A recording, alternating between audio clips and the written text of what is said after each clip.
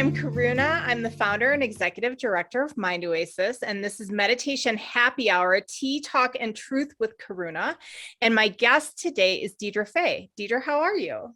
Doing really good, Karuna. Great to be with you. It's good to be with you. Where in the world are you these days? I live in the south of France in Nice.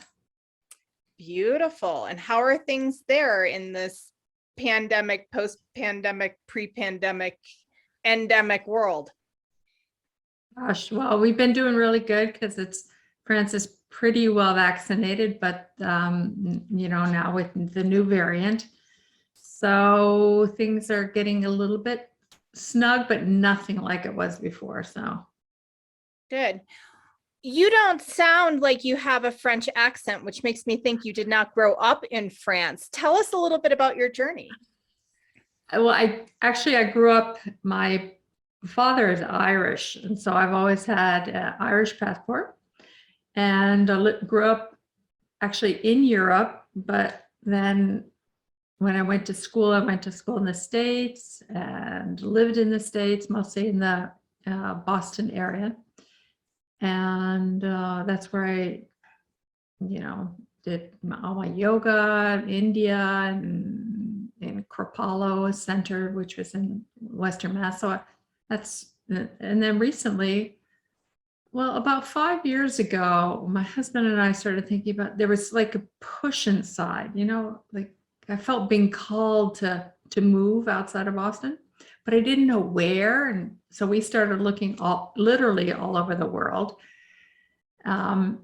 We even thought about India at one point, and different places in the US, and nothing was right.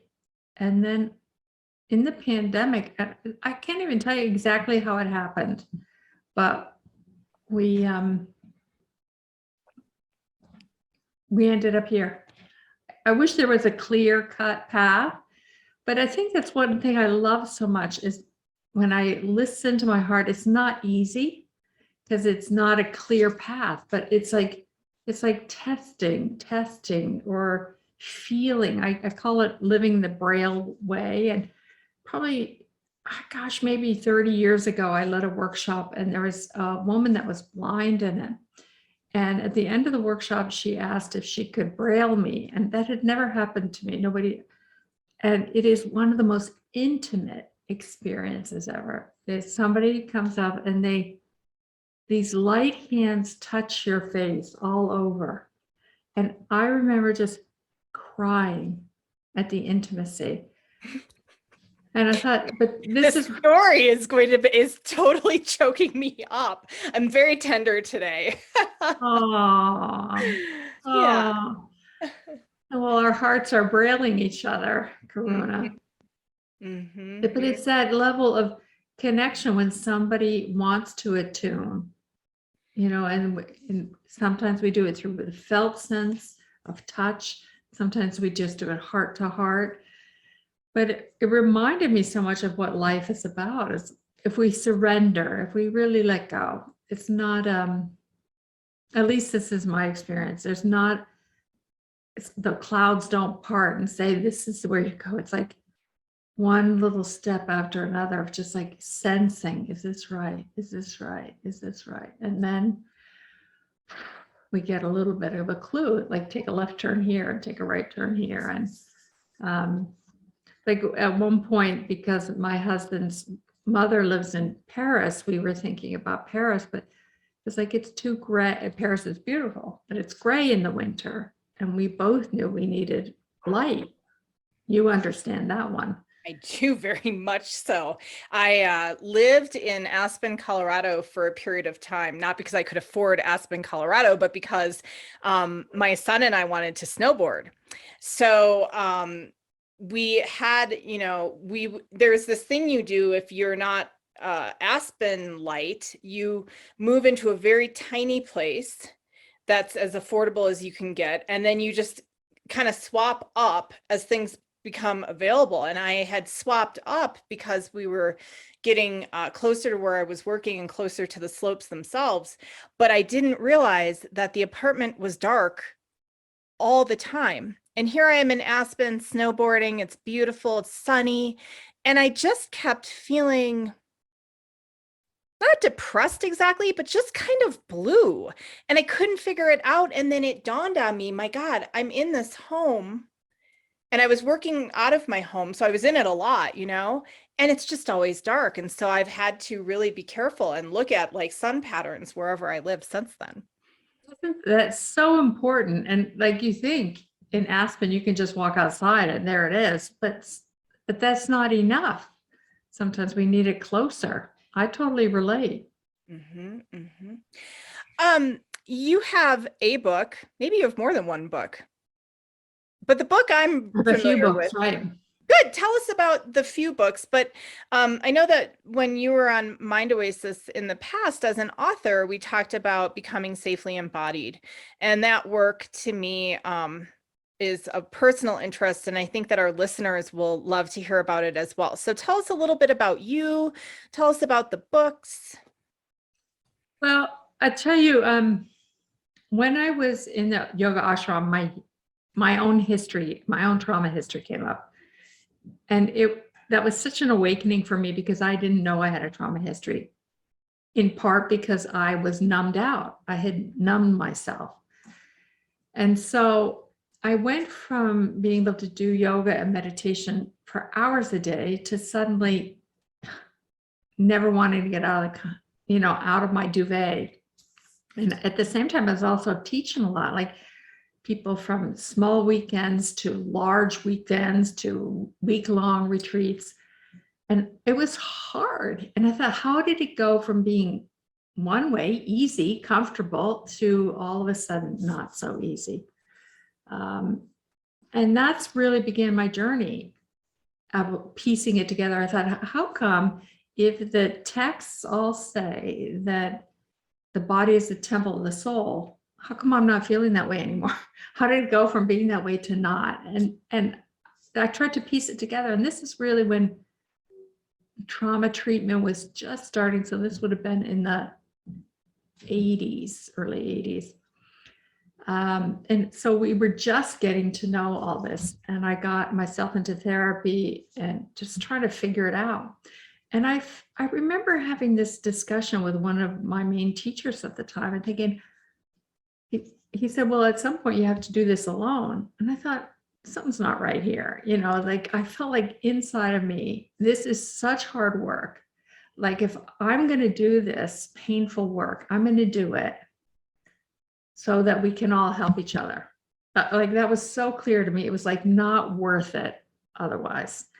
And that's where I really started applying myself. I started looking at the texts and saying, okay, this is what you say here. Now, how can I apply it? And that became my life's work. And when I left, then I left to go get further study. I went to get my social work degree. And then I ended up at one of the large teaching hospitals in the Boston area, psychiatric hospitals. And somebody had been to one of my workshops and asked me to come and teach on the dissociative units at night, yoga and meditation. So I thought, okay, I was really committed because I thought, this has helped me. How do I now help other people? So I started just trying things out and realizing like what had been hard for me, but easy for me, it was really hard for many people. And I thought, okay, how do I break it down even further? And somewhere in there, Bessel van der Kolk heard about me and invited me to join his team and then asked me to lead a group. And this is way before body stuff was being, there was much going on at all. And so that's where I created the Becoming Safely Embodied skills. And then my colleague, Janina, who's also my friend, she would send her clients there and her clients were getting better faster. And she said, what are you doing? And so she came and actually we started leading the groups together because we had so many going on at one time. And so that really started me off. And then somewhere in there, that would have been in the 90s.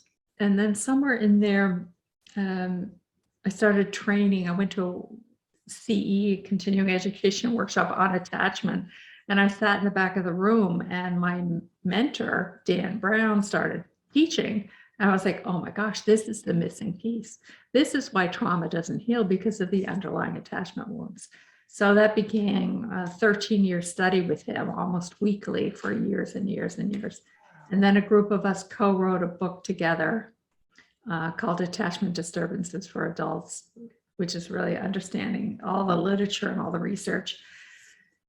So becoming safely embodied, before the attachment disturbances, I had started writing another book. Norton Publishing had asked me to write a book about yoga and meditation for trauma. And I said, well, I'll only do it if I can include attachment stuff. So I have a book called Attachment-Based Yoga and Meditation for Trauma. Wow. And that has a lot of, it's a skill-based book too, but it has a lot of the research in it. And then the attachment disturbances in adults that I co-wrote with a group of other people, small group of people who work together. And then a manual, the Safely Embodied Manual. So there's a lot that's gone on, but it's all, I think, as you do so beautifully, Karuna, about serving people and helping people take whatever step they can, not the right step, but a step, and then learn from that step and begin to, okay, how do I sense my way to the next step? I love that. So I have to ask, you've been at this for decades, and did you ever feel like a phony? Did you ever have that, like, that moment where you're in front of a group of people, but you're in it so much yourself that you're having a hard time, like, discussing what it is that you know to be true, but then also internally you're at a place where you're in it with them? Do you have any experiences like that? Well, it sounds like you have a great story behind that, Karuna, we should hear. You want to say anything about that? Well, yeah. You know, my name is my chosen name. It was given to me when I took my refuge and bodhisattva vows. Both of my names had the idea or Karuna in it. And so when I took my bodhisattva vows, I decided that I wanted to change my name to Karuna from Kelly, which Kelly is a Gaelic, means warrior, and which is pretty fun. But Karuna is compassion, and compassion is difficult for me. I can get the fierce compassion down pretty well, but, you know, a gentler, softer compassion for me, I find difficult. And it's been where a lot of my work is. And increasingly, I'm realizing also towards myself. And so, you know, sometimes, like this past week, my usual Thursday morning class, I actually decided not to teach because I was just really in it. And I didn't feel like I could show up and have wisdom come out of my mouth because I just couldn't quite find that point of wisdom.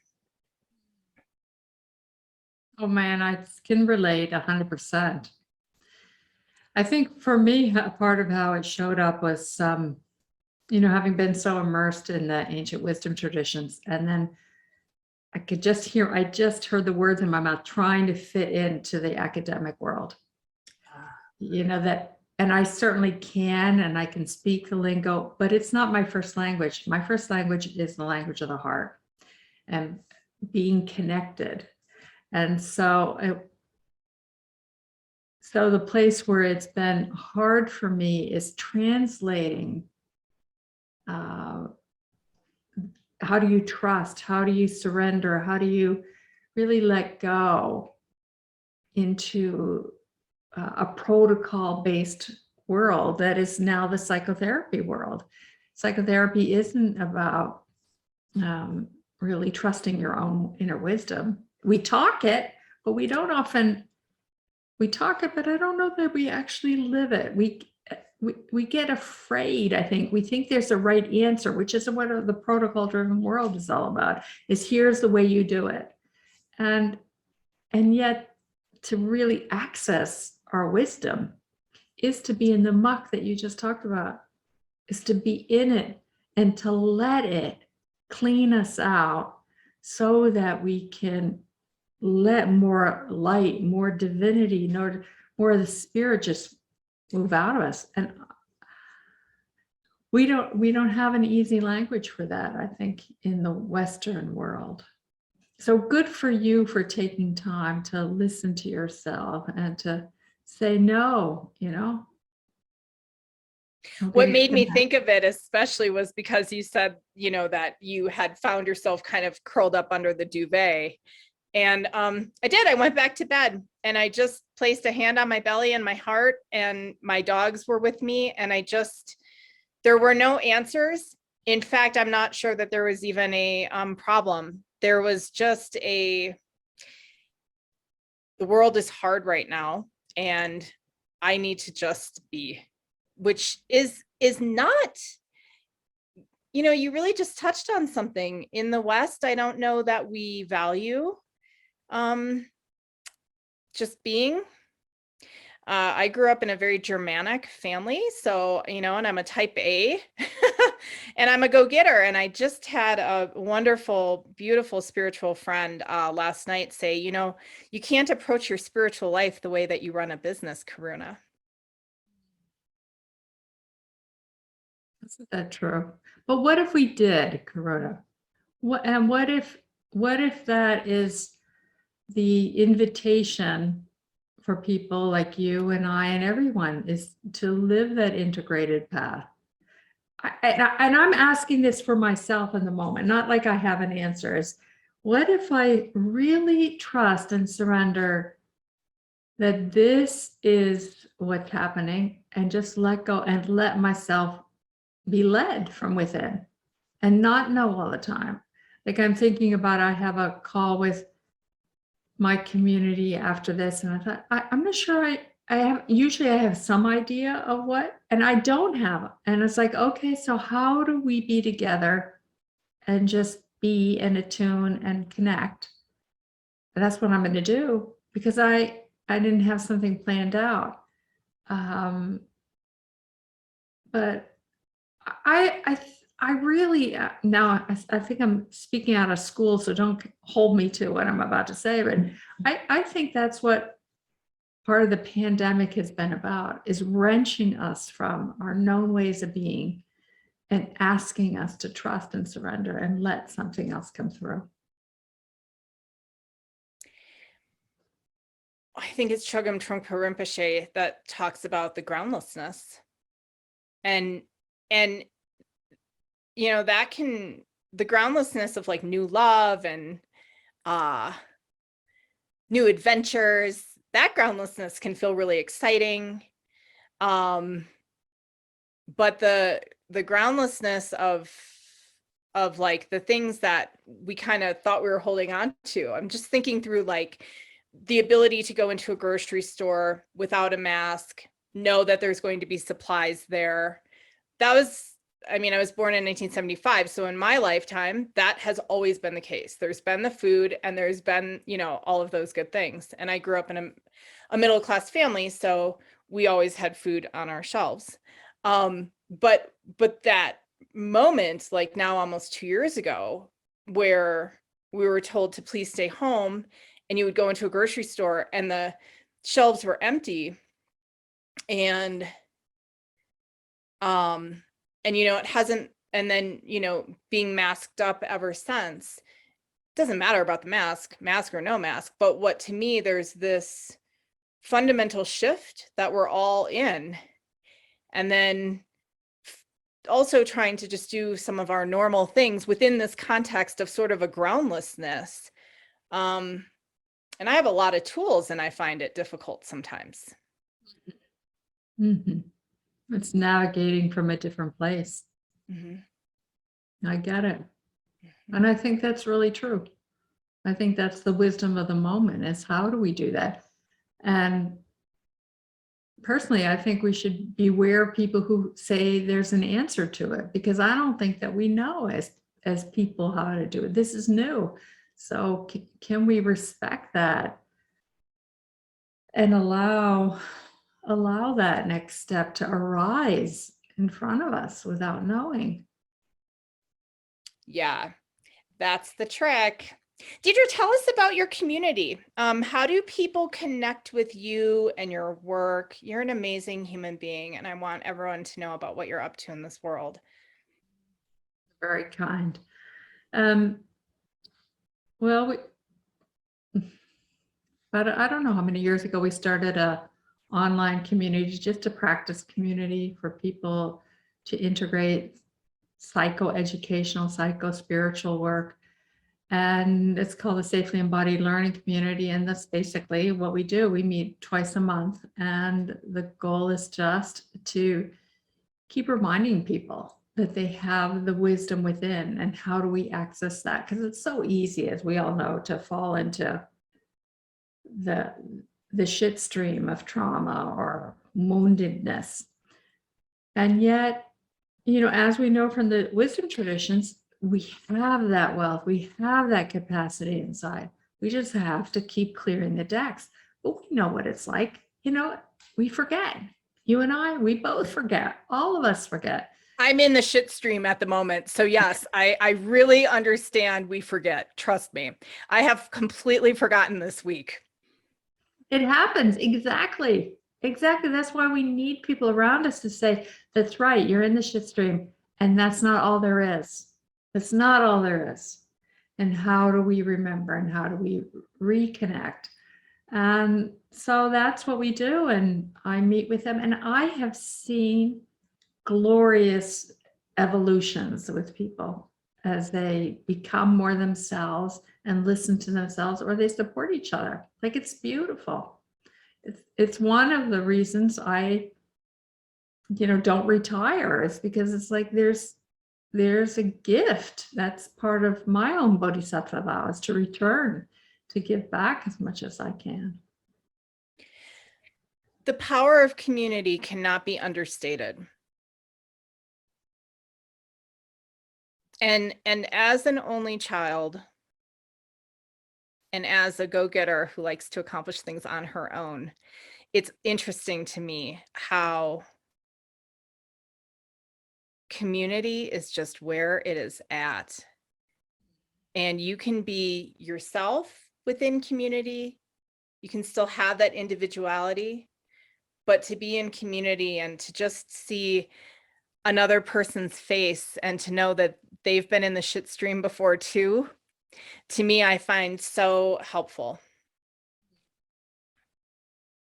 I'm with you 100%. And I think I did not have that when I was in my healing. I certainly had it in the yoga community and the meditation communities, but those people didn't always speak the healing fits that I needed, because so much of healing that we've known about, our yoga and meditation, was all about, being in a better place quicker. We used to call it premature transcendence. And,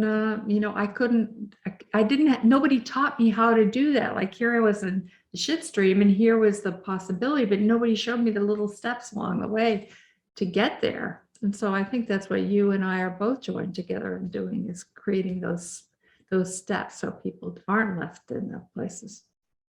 Yeah, one of the things that I'm working on right now, mostly in practice, a little bit on paper, but what I'm wanting to do is to take the traditional, 9 stages of meditation as laid out by, the Buddha.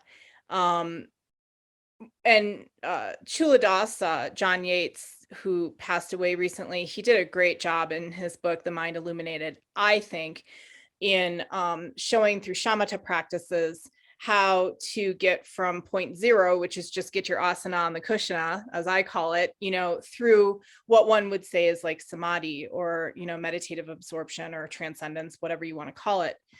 And, on Mind Oasis, we have 2 immersions. We have a basic immersion, and there's a teacher training component, and then we have an advanced immersion. And through that advanced immersion, I've been picking apart sort of like the jewels, because the Mind Illuminated is a tome. It's like a 400-page book, right? And intricate. Like, there's just so many little tiny steps. So I'm trying to pick those jewels, and then I want to rework it into like 100-page book. That's like, how do you get from over here to over here, but then from a more divine feminine perspective, like what you're talking about, like that, the heart language. These practices are designed to open up your heart, but I think because they have kind of a yang, achievement, get here and go to there.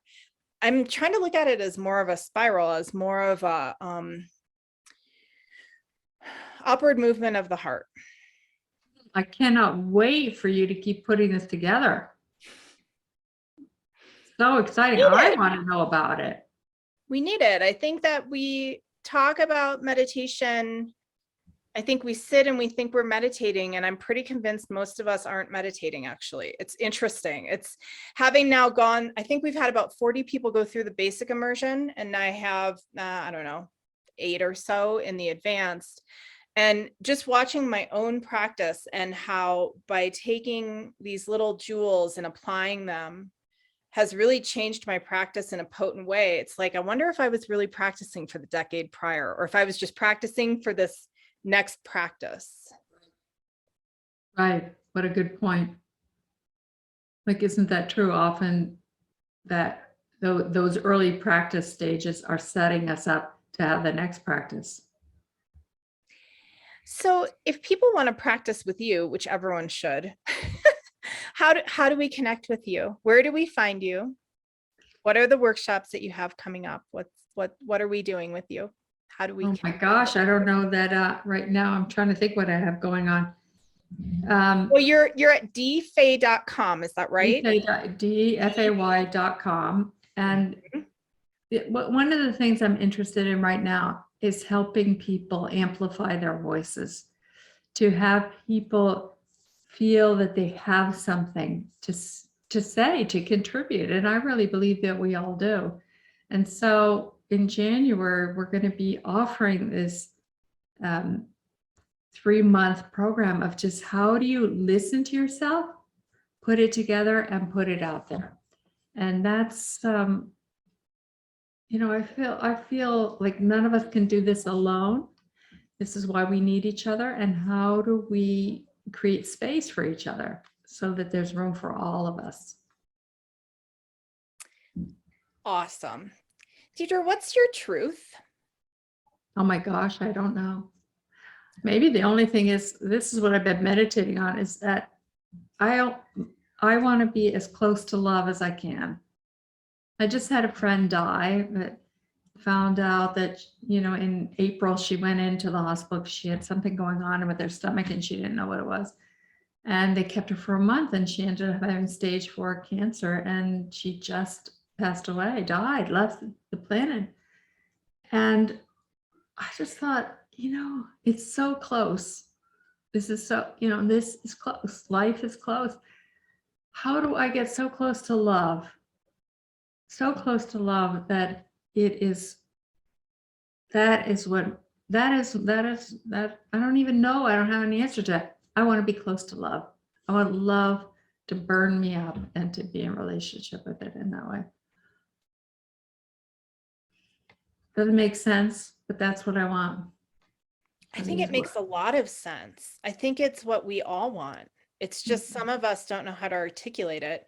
I could articulate it. I don't know how to do it. I mean, I just, these baby steps, like, can I just not react when someone cuts me off? Or can I just find kinder words to say the same thing? Or could I just have a day where my husband and I don't fight with one another? Or if we do, that we're fair. And it's like, but I want love to burn me up. That's all I want to be, is love. I want to be compassion. The aspiration and the implementation, Deirdre, sometimes is too far apart. Well, and that's why you're doing the inquiry that you are. And that's why we need to hear more from you as you really let that inquiry move through you.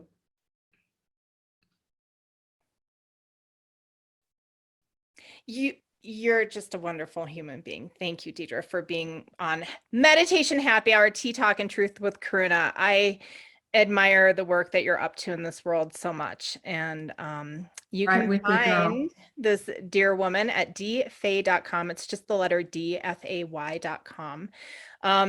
So I'll go over and sign up for the 3 months of finding your voice. I need to find my voice, my and I want to do it with you. I know. Fabulous. The last time we talked, I said to you afterwards privately that I need you in my life, and then life got busy. So I better go do it right away so I don't lose the thread. We'll make a way. We haven't set anything up together yet, so we'll do that, and love to have you there for sure. Awesome. And Deidre's book, Becoming Safely Embodied, is an amazing read. And there's also a workbook, yes? Yes, and the attachment-based yoga and meditation, if people want something like that. Yeah, I'll be in contact with you. I think we had talked about this, but we need some wisdom from you for our immersion. Oh, cool. Cool. Yeah.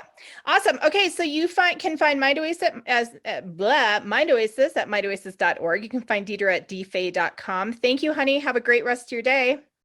Thank you, dear.